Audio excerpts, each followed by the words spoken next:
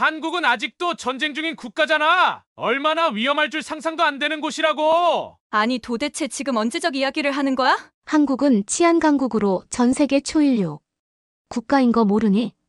모든 외국인들이 입을 모아 위험하다고 이야기하는 한국 여행 여러분은 상상해 보셨나요? 한국만큼 안전한 나라가 없는 게 사실이지만 다른 의미로 한국은 외국인들에게 아주 위험하게 느껴진다고 합니다. 바로 한국에 오는 순간 한국의 매력에 빠져 한국을 떠나지 못하는 것인데요. 오늘 소개할 사연도 한국에서 돌아오지 않는 친구 때문에 친구를 설득하러 한국에 방문했다는 영국 여성의 경험담입니다.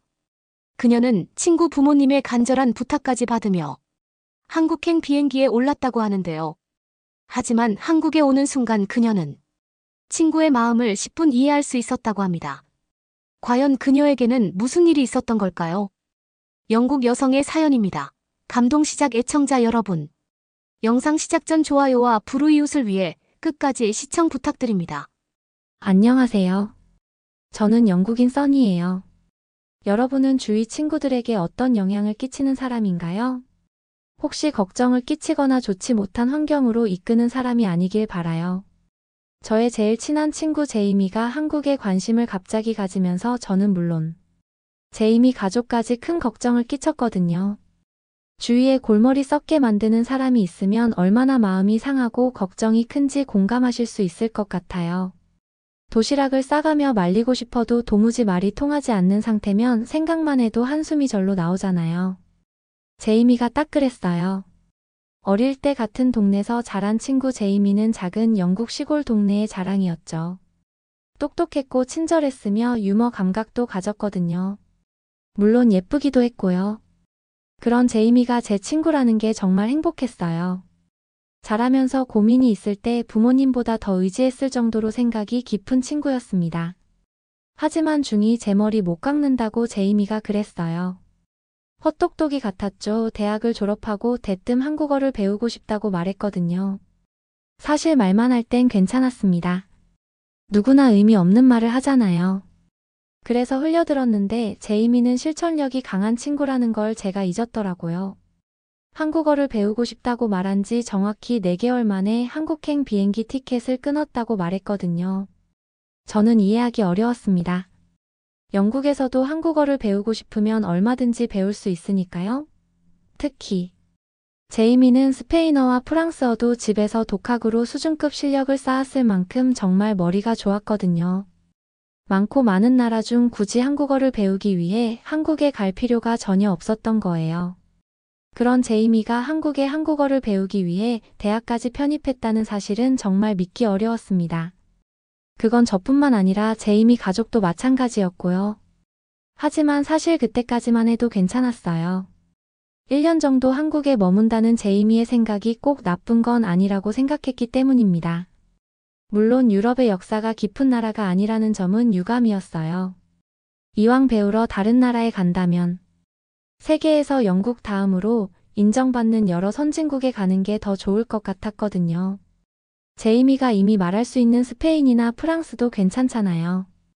한국을 선택한 게 마음에 드는 건 아니었지만 비용 측면을 고려하면 나쁜 것도 아니라고 생각하기 시작했습니다. 유학을 가면 학비와 생활비까지 생각해야 했는데 한국은 영국보다 물가가 저렴하니 1년 정도 여행한다는 생각으로 부담 없이 지내다 오는 것도 나쁘지 않을 것 같았죠. 그렇게 시간은 빠르게 지나갔습니다. 늘 만나던 친구를 매일 볼 수 없다는 사실은 슬펐어요. 같은 영국에 있는 것도 아니라서 시간을 내서 보는 것도 어려웠죠. 한국은 영국과 시차가 커서 밤과 낮이 다르기 때문에 자주 전화할 수도 없었습니다. 유일한 연락은 이메일을 주고받는 거였어요. 그래도 잊지 않고 일주일에 2~3번 사진과 함께 이메일을 보내오는 것이 고마웠습니다. 저 역시 빠짐없이 답장하며 제이미 가족들의 소식을 전하는 것도 잊지 않았어요. 저는 그 시기 영국에서 대학을 졸업하고 대학원을 다니고 있었거든요. 에밀리만큼 머리가 좋은 건 아니었지만 제이미 영향을 받아 어릴 때부터 공부를 꾸준히 할 수 있었어요. 그 결과 제 꿈을 펼치기 위해 더 많은 지식이 필요하다는 걸 알았고 대학원에 진학해 학업에 열중하다 보니 제이미가 영국에 없던 1년의 세월은 생각보다 빠르게 지나갔습니다. 그렇게 시간이 흘러 제이미가 한국 대학을 졸업했다는 이메일을 받았어요. 정말 기뻤습니다. 드디어 1년 만에 제일 친한 친구를 볼 수 있었으니까요. 하지만 이메일 마지막에 적힌 말을 보고 저는 그만 입을 다물지 못했어요. 그리고 이 소식을 제이미 부모님에게 어떻게 전해야 하는지 머리가 아파졌습니다. 편지 내용을 볼 땐 아직 사실을 전하지 않은 것 같았거든요. 편지 끝에는 한국에서 취업할 생각이라며 당분간 영국으로 돌아오지 않겠다는 내용이 담겨 있었죠. 교수님 추천으로 몇 개 회사의 면접을 보기로 했다며 가족에게 말하는 건 회사에 합격한 다음이 될 거라고 덧붙여 있었어요. 한 번도 생각한 적 없었습니다. 다른 나라도 아니고 한국에 취직한다는 건 똑똑한 인재를 후진국 아시아에 빼앗기는 꼴이니까요. 물론 한국이 아시아에서 그나마 잘 사는 몇 개 안 되는 나라 중 하나라는 건 저도 알고 있어요. 그 정도로 바보는 아니니까요. 하지만 영국과 유럽의 선진국들과 비교하면 정치, 경제, 군사 여러 면에서 아직 부족한 건 사실이었어요. 그래서 유학을 간다고 했을 때도 솔직히 속으로 그런 생각을 했거든요. 배울 게 있는 나라도 아닌데 한국어 때문에 시간을 허비하는 게 무슨 의미겠느냐고 말이에요. 그래도 비용만 생각하면 젊을 때 세계 일주도 1년에 걸쳐서 하는데 나쁠 건 없다고 제이미를 응원해주고 싶었던 거였어요. 그런데 취직은 전혀 다른 거라고 생각했습니다. 한국에서 잠정적으로 계속 살겠다는 의미가 포함되는 거니까요. 한 번도 꾸준하게 관심을 가지고 행동에 옮겼던 게 없었던 제이미여서 전 더 큰 충격을 받고 말았습니다. 제이미 가족들이 알면 저와 같은 마음일 거라는 걸 아니까 섣부르게 먼저 말을 꺼내기도 힘들었어요. 제 걱정은 오래가지 못했습니다. 제이미가 면접을 보고 한국에서도 꽤 큰 기업에 덜컥 붙으면서 제이미 가족들까지 알게 되었거든요. 며칠 뒤 제이미 언니가 우리 집에 찾아왔어요. 그날은 주말 아침이었는데 마실 음료수를 가지고 오면서 저에게 한 첫마디가 어떻게 해야 하냐는 말이었습니다. 그 말 한마디에 제이미 언니의 걱정이 고스란히 저에게 전해졌어요. 저 역시 이렇다 할 답을 해줄 수 없었기에 슬픈 눈으로 언니를 쳐다볼 뿐이었습니다. 그날 제이미 언니와 함께 많은 시간을 제이미 이야기만 했어요. 마치 먼 곳으로 떠나보내는 이 현실이 믿기 어려운 듯 말입니다. 똑똑하고 예쁜 그녀가 자라면서 주변 사람들에게 많은 기대감을 주었던 순간들을 주고받았죠. 그러면서 말끝엔 항상 그런 그녀가 한국에서 살겠다는 게 믿기지 않는다고 말끝을 흐리면서 말이에요. 말도 안 되는 슬픈 선택을 한 제이미지만 저와 언니는 그녀를 이해하고 싶었거든요. 하지만 오랫동안 이야기를 주고받았지만 이해하는 건 어려웠습니다. 어떻게 그녀를 설득해 다시 영국으로 돌아오게 해야 할지 모르겠다는 결론으로 이야기는 끝이 났으니까요. 그 다음날 동네를 걷다가 산책하는 제이미 부모님과 마주쳤어요. 부모님 역시 그녀를 걱정하고 있었죠. 그런데 갑자기 제이미 부모님이 제 손을 붙잡았습니다. 그리고 말씀하셨어요. 제이미를 설득할 사람은 저밖에 없다고 말이죠. 꼭 영국이 아니어도 괜찮은데 한국은 정말 아니라는 말을 꼭 전해달라고 하셨어요. 그러면서 우선 제이미가 영국에 다시 돌아와 영국 내에서 더 좋은 조건으로 취직할 수 있다는 걸 직접 경험하길 바라셨죠. 저도 같은 생각이었어요. 하지만 한편으론 제이미가 바보가 아니기에 선택할 수밖에 없던 이유가 있지 않을까 싶은 마음도 살짝 들었습니다. 가족들이 걱정한다는 메일을 보내며 우선 영국에 들어와 생각을 정리하고 다시 떠나는 것도 괜찮을 것 같다고 우회적으로 제 생각을 전했거든요. 그런데 제이미는 단호했어요. 영국에 돌아가면 오히려 한국에 대한 그리움으로 며칠 가지 못해 다시 올 게 너무 뻔하다고 말입니다. 그래서 제 마음은 더 복잡했죠. 어떤 선택이 제이미를 위한 것인지 알지 못했거든요. 그렇다고 제이미 가족들 걱정을 외면할 수도 없었습니다. 그래서 결국 저는 여름 휴가에 한국행 비행기에 탑승하기로 마음먹었어요. 제이미 가족들은 그녀를 한국에서 만나면 화부터 낼 것 같다고 말했거든요. 이성적인 그녀와 이성적으로 이야기할 자신이 없다고 저에게 부탁한 셈이죠.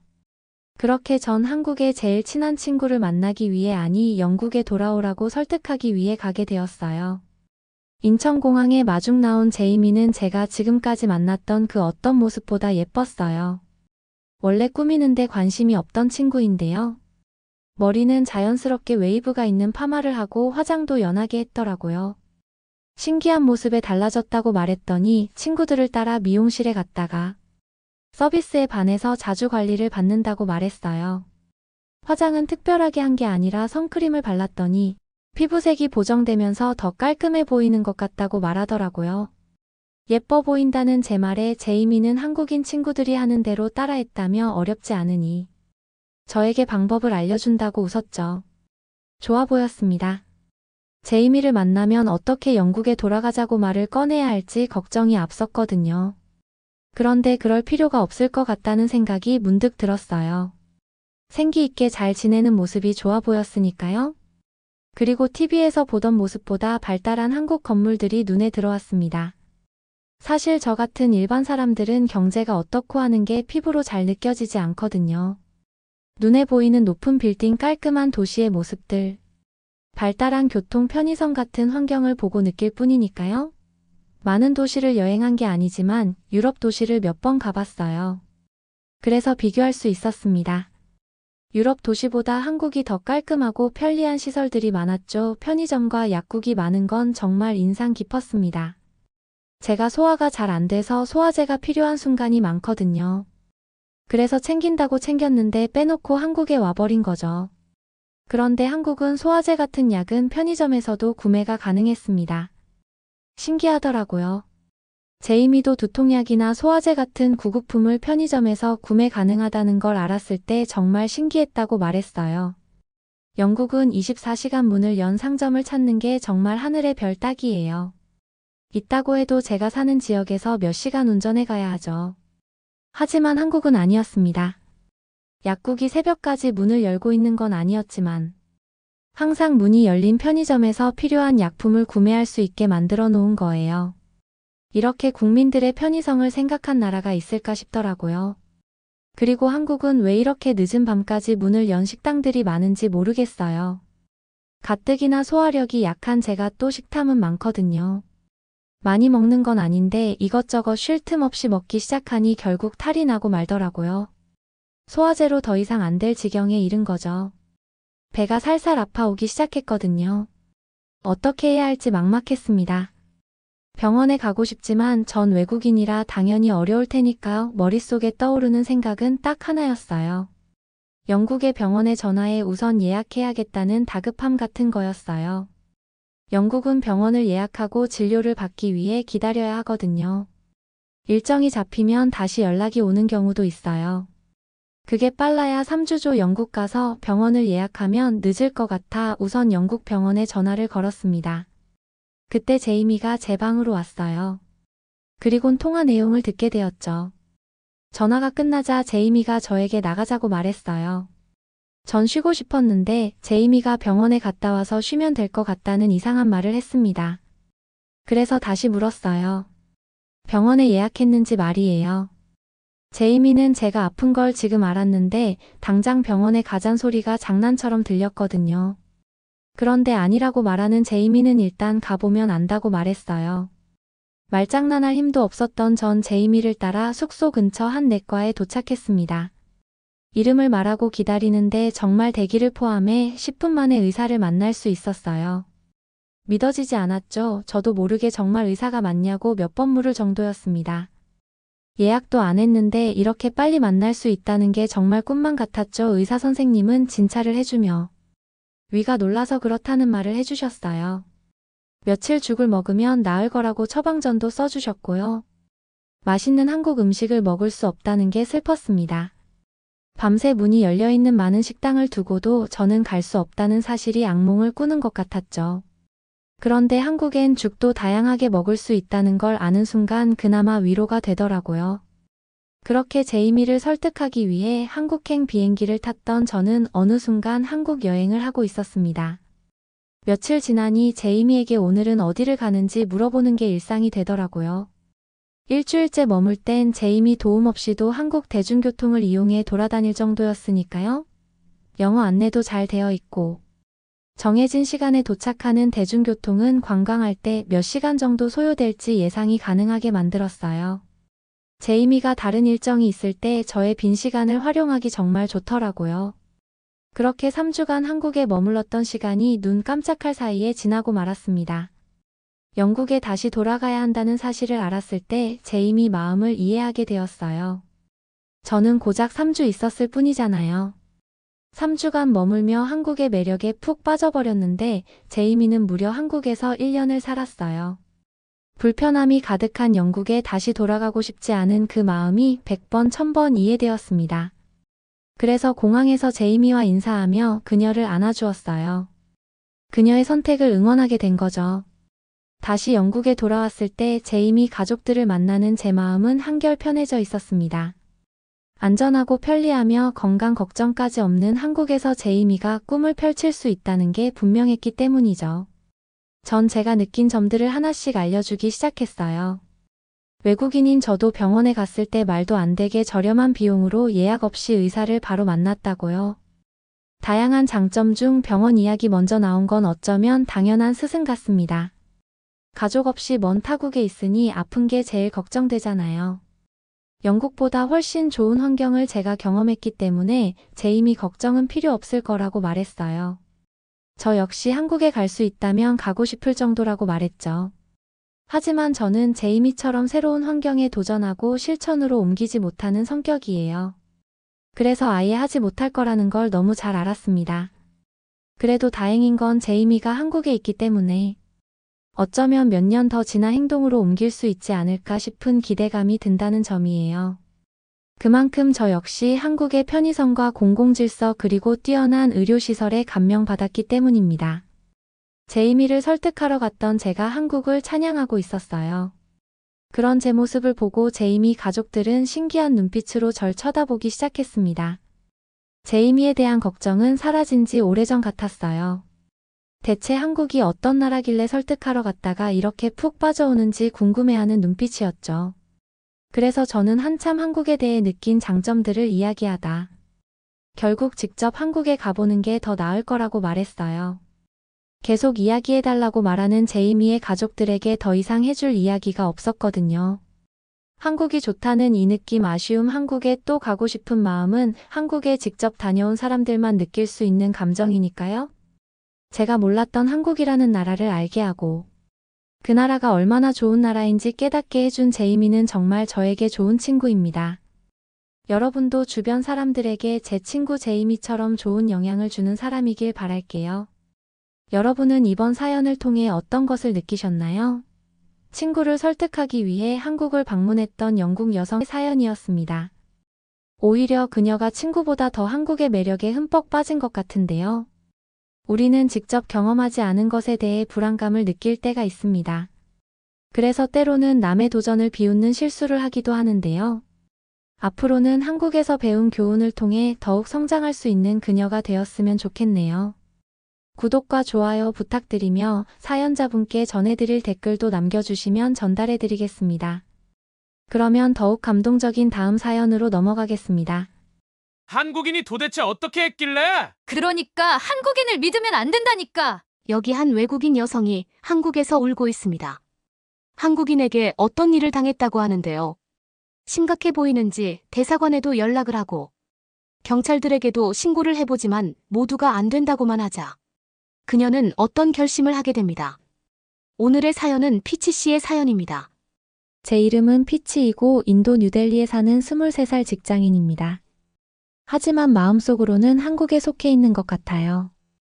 저는 한국의 모든 것, 특히 음악과 드라마에 완전히 빠져 있습니다. 제 작은 아파트는 방탄소년단, 블랙핑크, 엑소 등 제가 좋아하는 K-팝 그룹의 포스터로 가득 차 있습니다.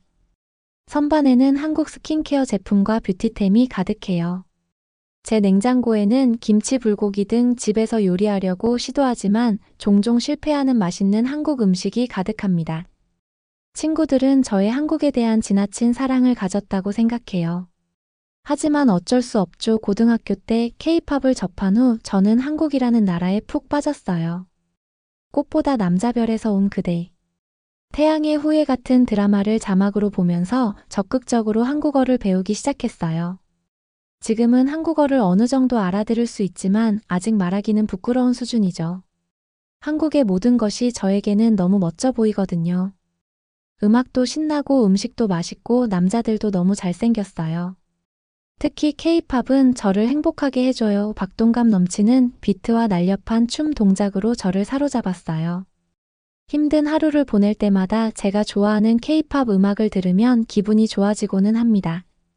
언젠가 K-팝의 수도인 서울에 살면서 그 문화에 푹 빠져보는 것이 꿈이에요. 라이브 콘서트에 가서 방탄소년단을 응원하며 목이 터져라 소리를 지르고 싶어요. 홍대 같은 트렌디한 동네의 거리를 거닐며 맛있는 길거리 음식을 먹고 지칠 때까지 쇼핑도 하고 싶어요. 그리고 물론 멋진 한국 남자와 데이트도 하고 싶어요. 그래서 제가 사는 도시에서 한류 페스티벌이 열린다는 소식을 들었을 때 정말 기뻤어요. K-팝 공연, 한국 음식 장터 제품 전시 등이 열리는 주말 한국 문화 축제였습니다. 한국인의 천국이 될 줄 알았어요. 저는 몇 주 전부터 날짜를 표시하고 의상 계획을 세우기 시작했어요. 드디어 축제 당일이 다가왔고 저는 가장 예쁜 의상을 입고 일찍 도착했습니다. 축제장에 들어섰을 때 저는 제 눈을 믿을 수 없었습니다. 곳곳에 K-팝 앨범, 한국 화장품, 서울 패션으로 가득 찬 부스가 있었어요. 확성기에서는 한국 대중음악이 흘러나왔죠. 세상에 냄새 지글지글 고기와 맛있는 냄새가 공기를 가득 채웠습니다. 말 그대로 꿈이 이루어진 순간이었어요. 저는 하루 종일 열광했습니다. 제가 좋아하는 그룹의 앨범을 사서 들었고 중간중간 불고기와 떡볶이로 배를 채웠어요. K-팝을 좋아하는 동료들을 만나서 트와이스가 무대에 올라 TT와 치얼업을 공연할 때 함께 춤을 추기도 했죠. 제 인생 최고의 시간을 보냈어요. 해가 지기 시작하자 사람들이 흩어지기 시작했지만 저는 아직 하루를 끝낼 준비가 되지 않았어요. 저는 무대 근처에 남아 스피커를 통해 흘러나오는 발라드에 맞춰 몸을 흔들며 흥얼거렸어요. 그때 그를 처음 봤어요. 이 멋진 한국인 남자는 저처럼 음악에 빠져 몇 피트 떨어진 곳에 서 있었어요. 키가 크고 완벽한 피부와 스타일리시하게 헝클어진 머리에 깔끔한 옷차림을 하고 있었어요. 그 남자를 보는 순간 시간이 멈춘 것 같았어요. 저는 그에게서 눈을 뗄 수가 없었죠. 제가 쳐다보는 것을 눈치챘는지 그는 고개를 돌리고 친근한 미소를 지으며 저를 똑바로 바라보았어요. 제 뺨이 빨갛게 달아오르는 걸 느꼈어요. 세상에 가까이서 보니 더 잘생겼어요. 저는 수줍게 미소를 지었습니다. 바로 그때 신나는 K-팝 노래가 흘러나왔고 저는 본능적으로 춤을 추기 시작했습니다. 그 잘생긴 한국 남자를 돌아보니 그도 춤을 추기 시작했더라고요. 음악에 완벽하게 맞춰서 움직이고 있었죠. 저는 매우 감탄했어요. 노래가 끝나고 그는 여전히 비트에 맞춰 춤을 추며 제 쪽으로 걸어왔습니다. 저기요, 춤을 정말 잘 추시는 것 같아요. 그가 말했습니다.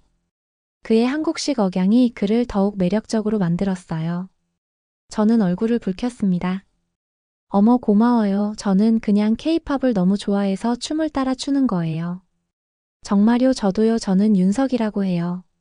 한국에서 왔어요. 지금 잠시 이곳을 방문 중이에요. 그가 손을 내밀며 말했어요. 저는 손바닥이 찌릿하는 것을 느끼며 악수를 했습니다. 만나서 반가워요. 제 이름은 피치예요. 와, 한국에서 오셨다고요? 정말 멋지네요. 그는 웃으며 말했어요. 네, 저는 서울에서 태어나고 자랐어요. 혼자 오셨어요. 저는 신이 나서 고개를 끄덕였습니다. 네, 혼자 왔어요. 한국적인 것이 너무 좋아서 이 축제에 꼭 와야 했어요. 저도요. 윤석이 웃었어요. 저희 같이 나머지 부스도 돌아다니면서 구경하는 건 어때요? 제 가슴이 뛰었어요. 이 꿈 많은 한국 남자가 정말 같이 놀자고 하는 게 맞을까요? 물론 그러고 싶어요. 저는 흥분을 겨우 참으며 대답했습니다. 믿을 수가 없었어요. 제가 진짜 한국인 남자와 한국 축제를 돌아다니라니 평범한 한국 남자가 아니라 키도 크고 잘생기고 스타일리시하고 매우 친절했어요. 그는 저와 이야기를 나누고 한국에 대한 저의 사랑에 대해 더 많이 알고 싶어 하는 것 같았습니다. 저는 함께 축제 부스를 둘러보면서 저는 행복감을 느꼈어요. 저희는 K-팝과 한국 드라마부터 한국 음식, 패션, 심지어 언어에 이르기까지 모든 것에 대해 이야기를 나눴어요. 저는 윤석의 영어 실력에 감탄했습니다. 제가 그의 유창함을 칭찬하자 그는 어렸을 때 외국에서 2년 동안 살았어요 라고 설명했습니다. 그는 세상 물정에 밝고 여행도 많이 다녔죠. 이 친구에게 완벽하지 않은 점이 있을까요? 좋아하는 K-팝 그룹에 대해 묻자 저는 방탄소년단, 블랙핑크, 엑소 등을 얼마나 좋아하는지 한참을 떠들어댔습니다. 방탄소년단의 슈가가 제 최애예요. 제가 고백했습니다. 윤석은 열광적으로 고개를 끄덕였습니다. 맞아요. 슈가는 최고예요. 그리고 나머지 방탄소년단 멤버들은 모두 재능이 뛰어나죠. 저는 입가에 미소가 번졌습니다. 그는 정말 잘 알고 있었어요. 저희가 걸으며 이야기를 나누는 동안 윤석은 제 등에 손을 얹고 군중 사이를 부드럽게 안내해 주었습니다. 그가 저를 만질 때마다 제 가슴은 미친 듯이 설레었습니다. 누군가와 이렇게 교감을 느낀 게 언제인지 기억이 안 났어요. 어느새 축제가 끝나고 상인들은 정리하고 있었습니다. 윤석은 아쉬운 표정으로 저를 돌아보았습니다. 아직 끝나지 않으면 좋을 텐데 그동안 정말 즐거웠어요. 피치 저도요, 제가 말했습니다. 정말 즐거웠어요. 저와 함께 걸어줘서 고마워요. 그는 따뜻하게 웃었습니다. 물론이죠. 혹시 괜찮다면 전화번호를 교환할까요? 다음 주에 한국으로 돌아가기 전에 다시 만나고 싶어요. 저는 기쁨에 눈을 크게 떴습니다. 네, 좋아요. 저희는 서로의 전화번호를 휴대폰에 입력했습니다. 이제 제 휴대폰에 진짜 한국 남자의 전화번호가 생겼습니다. 믿기지가 않을 정도로 너무 좋았어요. 윤석은 연락하면서 계획을 세워보죠. 라고 말했습니다. 그는 저를 끌어안으며 빠르게 포옹했습니다. 만나서 정말 반가웠어요. 피치 또 봐요. 저는 그 순간을 음미하며 그를 다시 안아주었습니다. 안녕, 꼭 다시 만나요. 그 후 며칠 동안 윤석과 저는 문자를 주고받으며 저녁 식사 약속과 뉴델리 관광 계획을 세웠습니다. 저는 정말 기뻤습니다. 대화를 나눌수록 윤석이 더 마음에 들었어요. 그는 재미있고 매력적이며 대화하기 쉬웠고 항상 저에 대해 궁금한 점을 물어봤죠. 친구들에게 윤에 대해 말했을 때 친구들은 회의적인 반응을 보였어요. 방금 만난 낯선 한국 남자가 너한테 데이트 신청을 했다고 조심해, 피치라고 친구들이 말했어요. 하지만 저는 친구들의 우려를 떨쳐버렸습니다. 윤석은 완전한 신사였으니까요. 데이트 당일 밤. 저는 한참 동안 옷차림을 고민하고 자연스러운 곱슬머리를 매끈해질 때까지 곱게 빗었어요. 윤석에게 완벽하게 보이고 싶었거든요. 그는 어느 때보다 잘생긴 모습으로 레스토랑에서 저를 맞이했어요. 저녁을 먹는 동안 저희는 쉬지 않고 웃고 이야기했어요. 순식간에 마음이 통했어요. 윤석은 저와 같은 나이였고 서울에서 가족 사업을 하고 있다고 자기소개를 했어요. 그는 정말 매력적이었죠. 저녁 식사 후 저희는 강변을 따라 걸었고 윤석은 제 손을 잡았습니다. 괜찮아요. 그가 부드럽게 물었어요. 수줍게 제 손가락을 그의 손에 끼우자 심장이 두근거렸습니다. 괜찮아요. 저는 미소를 지었습니다. 손을 잡고 걸으면서 대화는 자연스럽게 흘러갔습니다. 저는 그와 함께 있는 것이 얼마나 편안한지에 대해 놀랐습니다. 윤석은 저를 진심으로 이해하고 제가 하는 말에 관심이 있는 것 같았어요. 피치, 솔직히 말해야겠어요. 당신과 함께 시간을 보내는 게 정말 즐거워요. 그가 제 눈을 바라보며 말했습니다. 당신은 정말 따뜻하고 아름다운 사람이에요. 당신을 만나서 정말 기뻐요. 저는 그 자리에서 거의 녹아내렸습니다. 저도 같은 생각이에요. 이렇게 빨리 누군가와 마음이 통하는 건 처음이에요. 그는 저를 끌어당겨 달빛 아래서 부드러운 키스를 했습니다. 그와 키스하는 것이 세상에서 가장 자연스러운 일처럼 느껴졌어요. 헤어지면서 윤석은 만족스러운 한숨을 내쉬었습니다. 나한테 무슨 짓을 한 거예요? 피치, 당신을 떠나기가 너무 싫어요. 그의 품에 안긴 저는 이 밤이 끝나는 것이 싫었어요. 그럼 그러지 마세요. 제가 속삭였습니다. 뉴델리에 조금만 더 있어줘요. 윤석은 제 턱을 사랑스럽게 들어 올렸어요. 그게 당신이 원하는 거라면 당연히 그래야죠. 당신을 위해서라면 뭐든지요. 그 후 몇 주 동안 윤석과 저는 때려야 뗄 수 없는 사이가 되었습니다. 저희는 박물관 콘서트 레스토랑으로 로맨틱한 데이트를 했습니다. 그는 주말에 저를 데리고 도시 외곽으로 휴가를 떠났어요. 또 저의 아파트에서 저녁을 요리하고 드라마를 보고 몇 시간 동안 껴안고 있었어요. 윤석은 제가 세상에서 가장 운이 좋고 사랑받는 여자가 된 기분을 느끼게 해줬어요. 그는 꽃과 초콜릿 사료 깊은 작은 선물로 끊임없이 저를 놀라게 했어요. 심지어 비싼 티파니 앤코 팔찌를 선물로 주기도 했어요. 이건 너무 과해요. 그가 반짝이는 팔찌를 제 손목에 끼워주자 저는 항의했습니다. 하지만 그는 진한 키스로 제 말을 잠재웠습니다. 당신한테 너무 과한 건 없어. 그가 속삭였어요. 윤석이 서울로 돌아갈 때가 되자 저는 가슴이 아팠습니다. 그가 떠난다는 생각에 두려움이 엄습했죠. 제 슬픔을 알아차린 윤석이 제 손을 잡았습니다. 를 알아. 당신은 나에게 모든 것을 의미해. 곧 다시 돌아올게. 약속할게. 기다려줄래? 그의 눈은 저를 똑바로 쳐다보고 있었어요. 물론이지. 저는 울면서 말했어요. 영원히 기다릴게. 윤석. 그는 저를 꼭 안아주며 머리를 쓰다듬었어요. 누구에게도 이런 감정을 느껴본 적이 없어. 당신은 나의 소울메이트야. 피치. 윤석이 저를 소울메이트라고 부르는 소리에 온몸이 얼얼해졌습니다. 저희는 공항에서 작별 인사를 나누기 전에 마지막으로 열정적인 키스를 나눴어요. 그의 비행기가 구름 속으로 날아가는 모습을 바라보며 눈물이 뺨을 타고 흘러내렸습니다. 저의 완벽한 한국 왕자가 제 마음을 훔쳐가 버렸죠. 윤석이 서울로 돌아간 후 처음 몇 주는 고통의 연속이었습니다. 끊임없이 문자와 영상 채팅을 주고받았지만 함께 있는 것만 같지는 않았어요. 자기가 너무 보고 싶어. 윤석은 늦은 밤 영상통화에서 애교를 뜻하는 한국어로 이렇게 말하곤 했습니다. 영상통화로 아파트 같이 보러 가자. 내가 빨리 서울에서 같이 살았으면 좋겠어. 그 말을 들으면 윤석이랑 같이 살 생각에 가슴이 설레곤 했습니다. 그는 제가 함께 살 집을 마련할 때까지만 이별이라는 것을 계속 상기시켜 주었습니다. 저는 저희의 미래를 빨리 시작하고 싶었습니다. 윤석은 낮에는 저를 보고 싶고 품에 안고 싶다는 달콤한 영상 메시지를 보내곤 했습니다. 거리가 멀어서 슬퍼하는 저를 위로하기 위해 귀여운 K-팝 노래를 불러주기도 했어요. 그렇게 사랑받는 기분이었던 적은 처음이었어요. 2달 동안 떨어져 지내던 윤석은 다음 주에 저를 보러 온다고 신나게 말했습니다.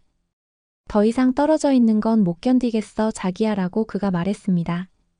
인생 최고의 한 주를 보낼 준비에 저는 바로 그가 방문하는 동안 우리가 할 수 있는 로맨틱한 활동을 계획하기 시작했습니다. 저는 그를 위해 더욱 아름답게 보이기 위해 새 란제리와 드레스를 샀어요. 저는 윤석을 다시 볼 수 있는 날을 기다리며 마치 공중에서 걷는 것 같은 기분을 느꼈어요.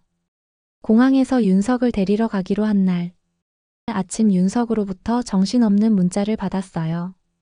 오늘 끔찍한 일이 생겼어. 무슨 일이야? 괜찮아요. 공항에 왔는데 비행기를 못 타게 해요. 출입국 관리소에서 제 여권에 문제가 있다고 하네요. 이건 악몽이에요. 안 돼요. 여권에 무슨 문제가 있나요? 괜찮은 거예요.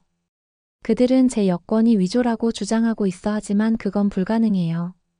이해할 수 없는 일이 벌어지고 있어요. 정말 미안해. 피치. 최악의 상황에는 이번에 못 만날 수도 있을 것 같아요. 뭐 어떻게 여권이 위조라고 할 수 있어요? 말도 안 돼요. 저도 알아요. 너무 당황스럽고 화가 나요? 비행기를 탈 수 있게 해달라고 애원하고 있어요. 아직 희망을 잃지 마세요. 자기야, 계속 연락할게요. 저는 당황하기 시작했습니다. 항상 여행을 다니던 윤석의 여권이 어떻게 갑자기 위조 여권으로 판명될 수 있을까요? 불쌍한 윤석이 얼마나 겁먹고 스트레스를 받았을까요? 정말 끔찍한 실수였으니 빨리 해결되기를 바랐습니다. 약 1시간 후 윤석으로부터 또 다른 문자를 받았습니다. 이번에는 좌절한 표정을 짓고 있는 자신의 사진을 함께 보냈습니다. 여전히 비행기를 못 타게 하네요. 이건 말도 안 되는 소리라고 주장해도 그들은 듣지 않고 있어요. 정말 미안해. 피치. 결국 당신을 보러 갈 수 없을 것 같아. 이번 주를 얼마나 기대했는지 알아요. 정말 미안해요. 미안해하지 마. 내 잘못이 아니야. 이런 일이 일어나다니 믿을 수가 없어. 빨리 해결할 수 있는 방법이 있을까요? 정말 모르겠어요. 여권을 가져가더니 추가 심사가 필요하다고 하더라고요. 너무 속상해요. 저는 그저 당신의 아름다운 얼굴을 보고 싶어요. 내가 알아서 최대한 빨리 널 만나러 갈게. 슬퍼하지 마. 자기야, 곧 또 이야기하자. 윤석이를 위해 이 상황을 긍정적으로 생각하려고 노력했지만 속으로는 완전히 무너져 내렸습니다. 저희의 낭만적인 재회가 망가졌어요. 저는 그를 다시 볼 날을 기다리고 있었는데 말이죠. 윤석이 여권 문제를 해결하고 인도로 돌아갈 수 있을 때까지 얼마나 걸릴지 누가 알겠어요. 며칠 동안 저는 문자와 영상 채팅을 통해 윤석의 기분을 풀어주려고 노력했어요. 그는 이 상황에 대해 매우 낙담하고 스트레스를 받는 것 같았어요. 자기 보러 오지 못해서 우울한 거 알아요. 하지만 걱정하지 마. 곧 해결될 거예요. 윤 그랬으면 좋겠어. 자기야, 너무 보고 싶어. 당신을 못 보니. 마음이 너무 아파. 상황이 나아지지를 않네. 무슨 말이야. 여권 소식은 아직 못 들었어. 유난히 아직 진짜인지 조사 중이라고 하더라고. 지금 가족들이 서울로 돌아오라고 압박하고 있어요. 그냥 여권을 새로 발급받으라고 하네요. 여권을 다시 신청해야 한다면 시간이 너무 오래 걸리잖아요. 알아요. 적어도 몇 달은 걸릴 거예요. 가족들은 내가 널 보고 싶다는 걸 이해 못해. 난 아직 포기할 준비가 안 됐어요. 여기서 계속 설득하고 얘기해 볼게요. 윤석이 얼마나 힘들어할지 생각하니 마음이 아팠어요. 저를 만나러 올 수도 없고 당장 서울로 돌아오길 바라는 가족들의 만류도 견디기 힘들었을 거예요. 어떻게든 도와주고 싶었는데 다음에 통화했을 때 윤석은 영상통화에서 매우 절망적인 표정을 지었습니다. 나라 정말 미안하지만 나 집으로 돌아가야 해. 가족들이 난리가 나서 돌아갈 수밖에 없어. 저는 그가 그렇게 속상해하는 모습이 보고 싶지 않았어요. 이 끔찍한 상황을 견딜 수 있는 방법은 단 하나뿐이야. 당신이 한국으로 오는 것은 어때? 그의 눈이 갑자기 흥분으로 빛났어요. 저는 깜짝 놀랐습니다. 그렇게 한국으로 오라고요. 윤석은 계속해서 빨리 오라고 하는 것 같지만 기다릴 이유가 없잖아요. 어차피 한국으로 이사할 계획이라면 말이죠. 이렇게 하면 떨어져 있을 필요도 없잖아요. 분명 유혹적이긴 했지만 마음이 급해졌습니다. 윤 비자 받으려면 시간이 좀 걸리지 않을까요? 그건 저희가 알아서 할 수 있어요. 더 이상 당신과 떨어져 있는 건 못 견디겠어. 제발 온다고 해줘. 윤석이 간청했습니다. 그가 얼마나 절박한지 알기에 실망시키고 싶지 않았습니다. 알았어. 진지하게 생각해 볼게. 윤 어떻게든 해볼게요. 그의 얼굴이 기쁨으로 밝아졌습니다. 네, 고마워요. 자기야, 빨리 서울에서 새로운 삶을 시작하고 싶어요. 꿈만 같을 거예요. 윤석이 그려낸 미래를 생각하니 가슴이 설레었습니다. 하지만 한편으로는 의심도 들었어요. 서로에 대해 잘 알지도 못하는 상황에서 과연 내가 그와 함께 세계를 횡단할 준비가 되어 있을까? 생각할 시간은 그리 길지 않았습니다. 다음 날 저는 윤석으로부터 정신없이 전화를 받았어요. 피치 받아줘서 다행이야. 저기 끔찍한 일이 생겼어요. 당장 도움이 필요해. 가슴이 불안하게 조여왔습니다. 윤, 무슨 일이야? 괜찮아요. 그의 겁에 질린 어투가 무서웠습니다. 아니, 나 안 괜찮아. 이 망할 여권 문제 때문에 지금 큰일 났어요. 가족들이 제가 당신을 만나러 가는 여행 경비를 마련하기 위해 회사 계좌에서 돈을 인출한 사실을 알아냈어요. 이제 그들은 저를 횡령 혐의로 고발하고 제 카드를 막고 있어요. 네, 저는 숨을 헐떡였습니다. 그들이 그렇게 당신의 돈을 동결시킬 수 있어요. 가족 사업이라면서요. 알아요. 말도 안 되는 일이죠. 윤석이가 화를 내며 대답했습니다. 내가 회사 돈을 빌렸다고 해서 이런 식으로 돈을 끊는 건 말도 안 돼요. 가족들은 과잉 반응하고 있어요. 나는 지금 범죄자 취급을 받고 있어요. 저는 윤석이 이런 일을 겪고 있는 것이 안타까웠습니다. 아, 정말 안 됐네요. 어떻게 해야 하죠? 윤석은 목소리를 낮췄습니다. 피치, 난 정말 절박해요. 부탁하긴 싫지만 계좌에 다시 접근할 수 있을 때까지만. 돈을 조금만 송금해 주실 수 있나요? 현금이나 카드가 하나도 없어요. 소름이 돋았습니다. 윤석이 저에게 돈을 달라고 하는 건가요? 저는 망설였습니다. 정확히 얼마가 필요하신가요? 3,000유로면 당분간은 괜찮을 거예요. 큰 금액인 건 알지만 지금 아무것도 없는 상황이에요. 피치 도와주시면 이 악몽이 끝나면 2배로 갚아드릴게요. 그는 눈물을 흘리기 직전이었어요. 그의 절박한 목소리에 마음이 아팠습니다. 물론 윤석을 혼자 둘 수는 없었습니다. 저는 같은 상황이라면 그도 저와 같은 심정으로 저를 위해 똑같이 해줄 거라고 확신했어요. 알았어요. 제가 돈을 받을 수 있도록 도와드릴게요. 계좌 정보를 알려주면 바로 송금할게요. 우리는 함께 이겨낼 수 있을 거예요. 저는 그를 안심시켰어요. 오, 고마워요, 피치. 당신은 내 수호천사야. 당신 없이는 내가 어떻게 살아야 할지 모르겠어. 정말 사랑해. 윤석은 울음을 터뜨렸어요. 저는 그의 문제를 해결할 수 있다는 생각에 안도의 물결이 저를 덮치는 것을 느꼈습니다. 나도 사랑해. 윤 잘 지내고 있어요. 은행에 3,000유로를 송금한 후 그는 휴대폰 카메라에 키스하는 귀여운 셀카를 보내주었습니다. 송금 받았어요. 천사님, 당신은 오늘 제 목숨을 구해주셨어요. 이 친절은 절대 잊지 못할 거예요. 곧 연락해요. 그의 고마운 말에 제 마음은 기쁨으로 가득 찼습니다. 제가 정말 도움이 필요한 순간에 그를 도와준 셈이었죠. 그 후 며칠 동안 저는 윤석에게 가족들의 근황이나 여권 문제 등에 대해 물어보려고 했습니다. 하지만 이상하게도 그는 항상 화제를 바꾸거나 모호한 대답을 했습니다. 다시 한국 비자 신청에 대해 언급하자 윤석은 회피하는 대답을 했습니다. 그래요. 그거에 대해서는 계속 얘기해보죠. 그것보다 먼저 해결해야 할 일이 있어서요. 저는 걱정이 되기 시작했습니다. 윤석이 갑자기 왜 이렇게 까칠해진 걸까요? 그리고 매일 보내주던 로맨틱한 영상 메시지는 어디로 간 걸까요? 자기야, 무슨 일 있어? 요즘 좀 소원해진 것 같아. 어느 날 저녁 저는 윤석에게 물었습니다. 자기야, 집안에 일이 좀 많았어요. 걱정하지 마세요. 그는 저를 안심시켰습니다. 하지만 뭔가 이상했어요. 제가 그 돈을 보낸 이후부터 윤석은 달라진 행동을 보였습니다. 이상한 여권 상황에 대해 생각할수록 의심스러운 생각이 들었습니다. 윤석은 왜 관련 증거나 서류를 저에게 보여주지 않았을까요? 공항에서 찍은 셀카 한 장만 보냈을 뿐인데. 저는 조치를 취하고 답을 찾기로 결심했습니다. 한국 대사관의 여권 확인 절차에 대해 문의하기 위해 연락을 했습니다. 그리고 몇 가지 놀라운 사실을 알게 되었죠. 첫째, 위조 여권 조사 결과는 몇 주가 아니라 23일 이내에 통보된다는 것이었습니다. 둘째, 신청자는 여권을 재발급받기 위해 추가 서류를 제출해야 합니다. 마지막으로 윤의 가족은 의혹을 근거로 자산을 동결할 수 없었고, 이를 위해서는 친척이 아닌 법 집행기관의 개입이 필요했습니다.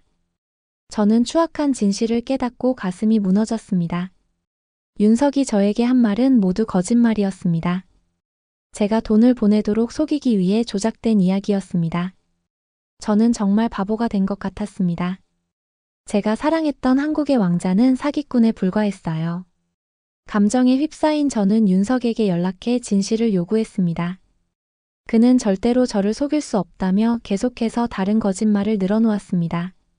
하지만 이제 저는 증거가 있었습니다. 윤석은 제가 그를 의심하고 있다는 것을 알아챘습니다. 마지막 한심한 시도로 그는 저를 안심시키려고 했어요. 날 알아. 날 의심하는 거 알지만 꼭 갚겠다고 약속할게요. 조금만 기다려주시면. 저는 그가 말을 마치기도 전에 전화를 끊고 그의 번호를 차단했습니다. 뜨거운 눈물이 뺨을 타고 흘러내렸어요. 제 동화 같은 로맨스는 사기였어요. 저희가 공유한다고 생각했던 마법 같은 인연은 모두 가짜였습니다. 윤석은 한국에 대한 저의 사랑을 악용한 사기꾼이었습니다. 제 인생에서 이렇게 배신감을 느낀 적은 없었어요. 헤어진 후 몇 주 동안 저는 분노와 혼란에 휩싸였습니다. 어떻게 사람이 그렇게 교묘하고 무자비할 수 있는지 이해할 수 없었습니다. 친구들은 저를 위로해 주려고 노력했습니다. 정말 미안해. 피치. 낯선 외국 남자와 엮이는 것에 대해 더 미리 경고했어야 했어. 친구들이 동정 어린 목소리로 말했어요. 저는 속상한 마음에 친구들에게 외쳤어요. 그를 믿은 건 내 잘못이 아니야. 저는 이렇게 말했어요. 윤석은 병적인 거짓말쟁이에 불과해 마음속 깊이 저는 제가 환상에 사로잡혀서는 안 된다는 것을 깨달았습니다. 코리안 드림의 남자가 현실이 되길 간절히 원했기 때문에 모든 경고 신호를 무시했었던 저는 이제 그 대가를 치르고 있었고 산산조각난 마음의 조각들을 주워 담아야 했죠. 그의 거짓말과 사기가 드러난 후 제가 윤석을 차단하고 제 삶에서 그를 끊어낸 지 한 달이 넘었습니다. 그와의 모든 관계가 거짓으로 밝혀진 후 저는 여전히 정신적 충격에서 벗어나지 못하고 있었어요. 어떤 날은 침대에서 일어나기조차 싫었고 내가 얼마나 어리석은 짓을 했는지 자책에 빠져 있었어요. 마음속으로 저희가 함께했던 기억을 되풀이하며 윤석의 진짜 의도에 대해 제가 놓쳤던 단서를 찾았습니다. 제가 어떻게 그렇게 눈이 멀었을까요? 지나치게 로맨틱한 제스처, 그의 상황에 대한 정교한 거짓말. 무엇보다도 진실이라고 믿기에는 너무 좋았던 저희의 관계 등 징후는 모두 거기에 있었습니다. 속아 넘어간 제가 정말 바보 같았어요. 상처받은 마음은 한국 문화에 대한 저의 깊은 열정까지 모든 것을 의심하게 만들었습니다. 한국과 K-팝에 대한 집착 때문에 윤석에게 조종당하기 더 쉬워진 건 아닐까요? 저는 친구들과 밤을 보내면서 피치에게 제 고민을 털어놓았습니다. 한국에 대한 내 사랑이 너무 지나쳐서 판단력이 흐려진 건 아닐까 제가 물었습니다. 피치는 제 손을 꼭 잡아주며 안심시켰습니다. 딸아, 그 멍청한 윤석이 너에게 한 행동 때문에 자기 자신이나 문화를 탓하지 마. 어떤 사람들은 사람을 조종하는데 능숙하거든. 잘못은 전적으로 그 사람 탓이야. 피치의 말이 일리가 있다는 것을 알았지만 저는 여전히 자책감을 가지고 있었어요. 한국 남자와 사귀고 싶다는 환상에 휩쓸려서 그랬어. 저는 슬프게 말했습니다. 윤석이 어떤 사람인지에 대해 더 관심을 기울였어야 했어. 환상에 사로잡힌 것 맞아. 피치가 대답했습니다. 하지만 덕분에 너는 뭔가를 배웠잖아. 앞으로는 상대방이 어떤 사람이든 진지한 관계를 맺기 전에 그 사람을 제대로 알고 신뢰하면 돼. 저는 한국 남자에 대한 집착이 저를 취약하게 만들었다는 것을 깨닫고 고개를 끄덕였습니다. 이제부터는 좀 더 현실적이고 마음을 조심해야겠다고 생각했습니다. 그 관계에서 벗어나고 있었지만 여전히 윤석이 계속 생각났어요. 그에게 편지를 쓰면 마음을 정리할 수 있을 것 같았습니다. 편지를 보내지는 못하더라도 제 마음을 표현해야겠다고 생각했어요. 윤석에게 사랑에 대해 그렇게 설득력 있게 말하던 사람치고는 공감 능력이 놀라울 정도로 부족하네요. 당신은 저의 눈을 똑바로 바라보며 제 손을 잡고 복잡한 이야기를 엮어 제가 당신에게 빠지도록 만들었죠. 당신은 한국인의 매력이 저에게 미치는 힘을 알고 있었고 그것을 충분히 이용했습니다. 돈을 요구했을 때 당신은 제 신뢰를 이용했고 당신을 돕고 싶은 제 진심을 이용했어요. 당신은 저의 가장 큰 불안인 외로움과 관계에 대한 갈망을 이용했어요. 우리의 사랑이 진짜이길 바랐기 때문에 어리석게도 당신의 거짓말을 믿었죠. 사실 당신은 저를 전혀 신경 쓰지 않았어요. 전 단지 당신의 사기 피해자 중 하나였을 뿐이었죠. 당신이 저지른 일을 알면서도 밤에 두 다리 뻗고 잠을 자고 있을지 모르겠네요. 전 당신을 잊을 겁니다. 당신의 독은 더 이상 내 영혼을 감염시키지 못할 거예요. 저는 당신의 속임수로부터 배우고 치유하고 다시 태어나고 있어요. 하지만 당신은 저에 대한 당신의 힘을 잃었죠. 언젠가 양심을 되찾고 자신이 초래한 혼란에 대해 진정으로 반성하길 바랍니다. 사람들은 당신이 착취할 수 있는 단순한 바보가 아니에요. 저희 모두는 존엄성과 진정한 사랑을 받을 자격이 있는 인간이죠. 심지어 당신도 마찬가지입니다. 하지만 이제는 제 인생에서 손을 떼주세요. 편지를 다 쓰고 나서 눈물을 흘렸어요. 그 편지에는 제가 느꼈던 분노와 배신감, 그리고 앞으로 나아가고자 하는 강인함과 결연한 의지가 고스란히 담겨 있었어요.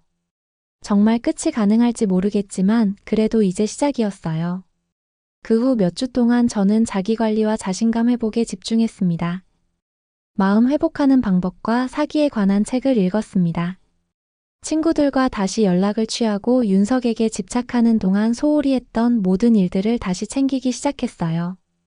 느리지만 확실하게 제 마음이 치유되고 예전의 행복한 모습이 돌아오기 시작하는 것을 느낄 수 있었습니다. 그러던 어느 날 저는 윤석과 나눈 문자 대화와 함께 찍은 사진을 모두 삭제했습니다. 제 디지털 생활에서 그 장을 지우고 나니 엄청나게 해방된 기분이 들었어요. 2달 후 저는 다시 한번 나아가고 있었습니다. 물론 여전히 힘든 나날이 이어졌지만 극심한 고통은 가라앉았어요. 하지만 윤에 대한 모든 진실을 알기 전에는 완전히는 앞으로 나아갈 수 없었어요.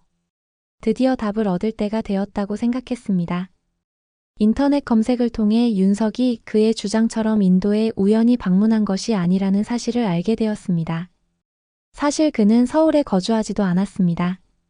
그는 아시아 전역에서 활동하는 조직적인 사기단의 일원으로 저를 노렸던 것과 똑같이 여성들을 대상으로 사기를 치고 있었습니다. 새로운 정보로 무장한 저는 인도 경찰과 한국 대사관에 윤에 대한 신고를 접수했습니다. 저는 그가 다른 수많은 피해자들에게 사기를 쳤을 가능성이 높다는 것을 알고 있었고 그를 막고 싶었죠. 놀랍게도 경찰은 윤석이 한국인이 아니라고 말했습니다. 그는 상하이에 거주하는 중국인으로 다른 중국인 남성들과 함께 한국인으로 가장의 범죄단체를 운영했습니다. 그들은 발각을 피하기 위해 수십 개의 위조 신분증과 여권을 가지고 있었습니다. 저는 완전히 당황했어요. 당국에 따르면 이 범죄 조직은 한국인으로 위장할 수 있는 영어를 구사하는 중국인을 모집하는 광고를 온라인에 게시했습니다. 사기단의 규모는 방대했고 가짜 서류와 배경, 스토리 등 사기꾼들이 표적을 조종하는 데 필요한 모든 것을 제공했습니다. 경찰은 오랫동안 이들을 추적해 왔었어요. 사기의 규모가 믿기지 않을 정도였지만 제가 미치지 않았다는 사실을 확인하니 안심이 되었습니다. 윤석은 저를 진심으로 아끼지 않았고 저는 그에게 그저 그의 월급쟁이에 불과했죠. 그는 저를 악용하고 거짓말하는 법을 훈련받은 숙련된 사기꾼이었어요. 진실을 알고 나서야 저는 미련이나 죄책감에서 벗어날 수 있었습니다. 저는 다른 사람들 특히 동아시아의 로맨스 사기를 경고하기 위해 제 이야기를 소셜미디어에 공유하기로 결심했습니다. 반응은 놀라웠어요. 많은 여성들이 저와 비슷한 경험을 한 한국 및 일본 남성에게 사기를 당했다는 메시지를 보내왔어요. 저희는 서로의 치유를 돕기 위해 피해자 지원 그룹을 결성했습니다. 마음을 열면서 저는 혼자가 아니라는 사실을 깨달았습니다. 사기꾼들은 전 세계 곳곳에서 잔인한 속임수로 사람들의 마음과 은행 계좌를 털고 있었습니다. 하지만 저희들은 더 이상 침묵하거나 부끄러워하지 않았습니다. 제 이야기를 되찾고 고통을 목적의식으로 바꾸면서 자신감이 커졌습니다. 여전히 한국을 사랑했지만 강박관념은 균형 잡힌 인식으로 성숙해졌죠. 그리고 건강한 관계가 환상이나 동화처럼 느껴져서는 안 된다는 것을 깨달았습니다. 그걸 진정으로 이해하려면 마음이 아파야 했지만요. 그러니 윤석 당신이 누구든 간에 교훈을 주셔서 감사합니다. 당신의 거짓말은 저에게 깊은 상처를 주었지만 동시에 제 눈을 뜨게 해주었습니다. 저는 더 이상 망상 속에 살거나 연애에 서두르지 않을 거예요. 제 치유의 여정은 이제 막 시작되었습니다. 이제 윤에 대한 모든 사실을 알고 나서 그의 속임수가 어느 정도였는지 파악하고 나니 저는 진정으로 제 삶을 앞으로 나아갈 준비가 된 것 같았습니다. 물론 여전히 가슴이 아팠지만 진실을 알게 되면서 힘을 얻었습니다. 제 치유 과정의 일부에는 장미빛 색안경을 벗고 한국에 대한 저의 사랑을 다시 탐구하는 것이 포함되었죠. 윤석에 대한 집착에 사로잡혀 있을 때 저는 한국과 한국 문화를 제가 보고 싶은 것만 보았습니다. 제 관점이 너무 판타지에 치우쳐 있었다는 걸 깨달았죠. 그래서 K-팝과 드라마를 넘어 진짜 한국을 경험하기 위해 혼자 한국 여행을 계획하기로 결심했습니다. 열광에 사로잡혀 판단을 흐리지 않고 좀 더 냉정하게 문화와 사람들을 감상하고 싶었죠. 친구 피치에게 여행에 대해 이야기하죠. 그녀의 얼굴이 환해졌어요. 피치 정말 좋은 생각이야. 혼자 떠나면 정말 큰 힘이 될 것 같아 그녀가 말했습니다. 거기서 자신을 되돌아보고 재발견할 수 있을 거야. 다른 친구 레일라는 좀 더 신중한 태도를 보였습니다. 글쎄 그 모든 일을 겪고 혼자 여행하는 게 안전할까? 너무 걱정될 것 같아 저는 그녀의 걱정을 이해했지만 단호하게 대답했습니다. 걱정 마, 정말 조심할게. 이건 내가 해야 하는 일이야. 몇 달간의 계획 끝에 드디어 중요한 날이 다가왔습니다. 비행기가 인천에 착륙하자 설렘으로 가슴이 두근거렸습니다. 이 나라에 얽힌 감동적인 추억이 너무 많았거든요. 처음 며칠은 서울을 관광하고 시차 적응을 위해 노력하는 데 보냈습니다. 궁궐과 사찰 활기찬 거리를 돌아다니면서 윤에 대한 생각에 집착하지 않고 모든 것을 받아들이는 시간을 가졌습니다. 셋째 날에는 혼자서 대중교통을 이용할 수 있을 만큼 익숙해졌어요. 한국 드라마를 보면서 늘 꿈꿔왔던 예술적인 대학가 홍대를 방문하기로 마음먹었습니다.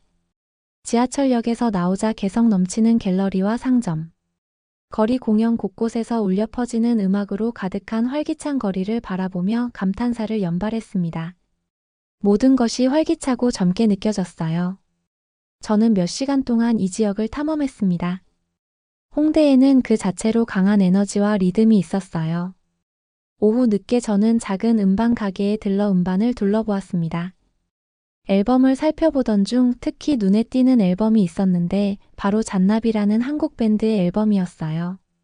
저는 표지에 그려진 그림을 보며 미소를 지었습니다. 그때 친절한 목소리가 영어로 잔나비의 음악은 정말 좋아요. 꼭 사세요라고 말했어요. 저는 고개를 들어 점원이 저를 보고 웃고 있는 것을 보았습니다. 그는 키가 크고 잘생겼으며 따뜻한 눈빛과 웨이브진 머리에 비닐을 쓰고 있었어요. 아마 제 또래였을 거예요. 추천해 주셔서 감사합니다. 제가 대답했습니다. 아이돌 그룹 말고도 한국 음악은 다 알아보는 중이에요. 라고 말이에요. 점원의 눈이 반짝반짝 빛났습니다. 잔나비가 최고예요. 손에 들고 계신 먼키 호텔이라는 앨범은 제가 몇 년 동안 가장 좋아하는 앨범이에요. 자, 제가 한 곡 틀어드릴게요.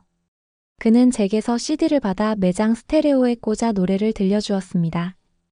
저는 그루브한 비트와 듀오의 부드럽고 감성적인 보컬의 순식간에 매료되었죠. 와, 정말 멋지네요. 저는 음악에 맞춰 몸을 흔들며 말했습니다. 그렇죠. 질리지 않아요. 점원은 자랑스럽게 웃었습니다. 그는 저에게 더 많은 아티스트를 추천해 주면서 한국 인디 음악에 대해 한참 동안 이야기를 나누었습니다. 그는 정말 쉽게 설명을 해주었고 한국 음악계에 대한 열정과 지식이 풍부하다는 것을 느낄 수 있었어요. 그와 함께 매장에서 좋아하는 음악에 대해 이야기를 나누다 보니 어느새 1시간이 훌쩍 지났어요. 모든 팁에 감사해요. 다른 그룹들도 확인해 봐야겠어요. 제가 그에게 친절하게 말했죠. 그리고 잔나비 앨범도 꼭 사야겠어요. 물론이죠. 들어줘서 고마워요. 제가 CD 값을 지불하자 그는 여기 혼자 여행 오셨어요? 라고 물었습니다. 제가 고개를 끄덕이자 그는 원한다면 근처에 멋진 곳을 더 보여줄 수 있어요. 그건 그렇고 전영수예요. 그는 수줍은 미소를 지었어요. 저는 본능적으로 정중히 거절하고 싶었어요. 친근한 낯선 사람에게서 너무 많은 것을 받아들이는 것을 경계하고 있었기 때문이죠. 하지만 영수의 친절하고 신뢰할 수 있는 분위기가 저를 편안하게 만들었습니다. 네, 영수님 좋아요. 감사합니다. 저는 결심했습니다. 현지 가이드와 함께 여행하는 것도 좋을 것 같았어요. 결국 영수는 홍대 인근의 작은 재즈클럽, 인디아트 갤러리, 라이브 어쿠스틱 음악이 흐르는 레스토랑 등 그가 가장 좋아하는 숨겨진 보석 같은 장소로 저를 데려다 주었습니다. 저는 그의 눈을 통해 이 모든 것을 경험하는 최고의 시간을 보냈어요. 예술, 음식, 잘 알려지지 않은 영화 등 공통의 관심사에 대해 끝없이 수다를 떨다 보니 어느새 마음이 통하는 것 같았어요. 영수에게는 따뜻하고 진솔한 무언가가 있었어요. 그와 함께 있으면 제가 아닌 다른 사람이 될 필요를 전혀 느끼지 않아서 상쾌했습니다. 저녁 식사를 마치고 지하철역으로 돌아가는 길에 저는 영수에게 진심으로 오늘 구경시켜줘서 고마워요. 오늘 여행 중 최고의 하루였어요. 당신은 정말 훌륭한 여행 가이드예요. 영수는 수줍은 미소를 지었어요. 아, 감사할 필요 없어요. 저도 즐거웠어요. 제가 사랑하는 도시, 특히 예술에 대해 공유하고 싶은 열정이 있을 뿐이었는걸요. 저희는 일정이 허락하는 대로 한국에 있는 동안 다시 만나기로 하고 연락처를 교환했습니다. 운이 좋게도 친절하고 흥미로운 새 친구를 사귄 셈이었죠. 그날 밤 호텔 방에 돌아와서 저는 너무 감사하고 마음이 조금 더 치유되는 기분이 들었어요. 영수와 저는 여행 중에 몇 번 더 만나게 되었어요. 그는 저에게 한국 음식에 대해 가르쳐주고 자신이 좋아하는 자연 명소를 보여줬고, 저희는 이야기할 거리가 끝도 없이 이어졌습니다. 어느 날 북한산 국립공원에서 하이킹을 하던 중 영수가 생각에 잠긴 저를 향해 물었습니다. 혹시 왜 혼자 한국에 오기로 결심했는지 물어봐도 될까요? 힘든 일을 겪으신 것 같아서요. 그의 말투는 캐묻는 느낌보다는 오히려 온화했어요. 저는 그에게 윤석과의 경험 그리고 이번 여행이 저에게 어떤 의미였는지 털어놓았습니다. 영수는 차분하게 귀 기울여 들어주었어요. 영수는 그런 일을 겪은 건 정말 안타깝네요. 그리고 그걸 긍정적인 것으로 바꾼 것이 정말 존경스러워요 라고 말했습니다. 그 일을 겪고 나서 혼자 여기까지 올 용기가 있는 사람은 아무도 없을 거예요. 그의 친절한 말은 저에게 큰 의미가 있었습니다. 저는 윤의 속임수 이후 혼자 여행하는 것이 두렵거나 조심스럽지 않다는 것을 깨달았습니다. 영수의 우정 덕분에 저는 이 나라의 따뜻함을 다시 보게 되었어요. 여행이 끝나갈 무렵 짧은 시간만 알고 지냈던 영수가 그리울 거라는 걸 알았습니다. 하지만 저희는 계속 연락하기로 약속했습니다. 제가 떠나기 전날 밤 그는 저에게 한국 전통 음식을 만들어 주러 왔어요. 이게 저희의 마지막 문화 수업이라고 생각하세요. 그가 농담을 던졌어요. 그는 고소한 빈대떡을 만들기 위해 재료를 가져왔습니다. 함께 요리하는 것은 우스꽝스럽고 재미있었습니다. 결국 주방은 사방이 밀가루로 완전히 엉망이 되었어요. 저희는 웃음을 멈출 수 없었습니다. 그렇게 느긋하게 웃어본 게 정말 오랜만이었어요. 직접 만든 빈대떡을 먹으며 저는 잔을 들었습니다. 이번 여행의 모든 것에 대해 당신에게 고마워요. 당신의 우정은 저에게 정말 큰 의미가 있었어요. 제가 감사해야죠. 영수가 대답했습니다. 함께 도시를 탐험할 수 있어 행복했고 당신을 알게 되어서 정말 좋았어요. 공항에서 작별 인사를 하는 것은 의외로 감격스러웠습니다. 저는 영수를 꼭 안아주며 행복한 눈물을 흘렸어요. 다시 마음을 열고 나니 이 느낌을 놓치고 싶지 않았습니다. 영수와 함께하면서 윤석의 거짓된 모습 뒤에 저를 기다리고 있었던 진짜 인연. 즉 저를 원하는 사람들이 있다는 것을 알게 되었습니다. 가장 절실할 때 나타난 희미한 희망의 빛에 너무 감사했습니다. 고향에 돌아가면 무엇이 기다리고 있을지 확신할 수 없었지만 이제 저의 가능성은 무한하게 느껴졌습니다. 여러분은 어떻게 보셨나요? 응원과 격려의 한마디씩을 댓글로 남겨주시기 바랍니다. 사연자분들에게 전달해드리겠습니다. 실제 사연 제보를 받고 있습니다. 채택되신 분께는 작은 선물도 보내드리고 있습니다. 저희의 사연이 여러분의 하루에 작은 힘이 될 수 있었으면 좋겠습니다.